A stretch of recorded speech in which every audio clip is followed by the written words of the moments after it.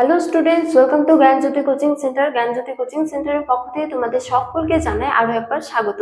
তো স্টুডেন্টস, আজকে আমি যে বিষয় নিয়ে পুনরায় তোমাদের সামনে চলে এসেছি তা হলো গুপ্ত যুগের চিত্রকলা নিয়ে। তো আলোচনা শুরু করার পূর্বে তোমাদের একটা ছোট ইনফরমেশন দিয়ে রাখি। তোমরা যারা এখনো আমাদের সাথে যুক্ত হওনি কিংবা হতে চাইছো, তারা উপরের এই দুটো নাম্বারের মধ্যে যে কোনো একটিতে যোগাযোগ করে আমাদের সাথে যুক্ত হতে পারো। চলো আর দেরি না করে আমরা আজকের আলোচনা শুরু করি। তো আজকের আলোচনা হলো গুপ্ত যুগের চিত্রকলা নিয়ে। তো এক্ষেত্রে বলা যায় যে গুপ্ত যুগের চিত্রাঙ্কন বা চিত্রকলা অতি উচ্চ মানে পৌঁছেছিল, এবং বলা যায় যে এই সময় চিত্রশিল্পীরা যে চিত্রগুলি অঙ্কন করেছিল তা কিন্তু অন্যান্য শিল্পীদেরকে মুগ্ধ করেছিল। তো গুপ্ত যুগের চিত্রকলা সম্পর্কে নানা তথ্য থেকেই জানা যায়। তো বলা হয় যে কালিদাসের রচিত মহাবিকাগ্নি মিত্রম নাটক থেকে জানা যায় যে এই সময় কিন্তু চিত্রশালার উপস্থিতি ছিল। এছাড়া তার মেঘদূতম এবং রঘুবংশম কাব্য থেকে জানা যায় যে এই সময় ব্যক্তিগত চিত্রশালাও ছিল।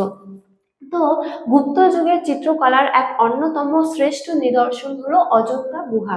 এবারে বলা যায় যে অজন্তা গুহার বিষয়বস্তু কি ছিল।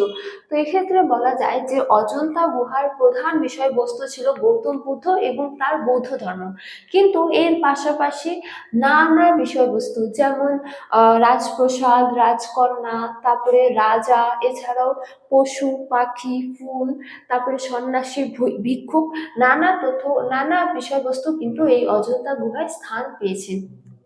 তো এরপর হচ্ছে যে ফ্রেস্কো পদ্ধতি, অর্থাৎ বলা যায় যে অজন্তা গুহায় যে চিত্রগুলি অঙ্কন করা হয়েছিল দেওয়ালে, সেগুলির মূলত ফ্রেস্কো পদ্ধতি অবলম্বন করে অঙ্কিত হয়েছিল। এবারে বলা যায় যে এই ফ্রেস্কো পদ্ধতি কি।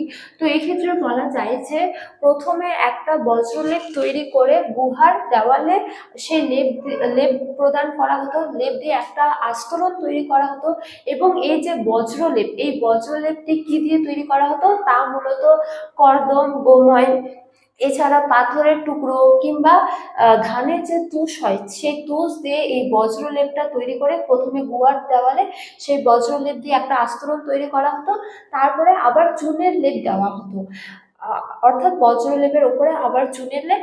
এবং এই চুনের লেপটা যখন হচ্ছে যে মানে শুকাতো না, পুরোপুরি শুকাতো না, তখনই কিন্তু নানা রং দিয়ে চিত্র অঙ্কন করা হতো। এবারে কোন কোন রঙের আধিক্য আমরা অজন্তা গুহায় দেখতে পারি।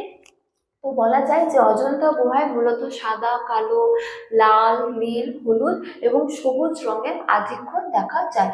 তো অজন্তা গুহার পাশাপাশি গুপ্ত যুগের চিত্রকলার এক অন্যতম নিদর্শন হলো বাঘ পর্বত গুহা।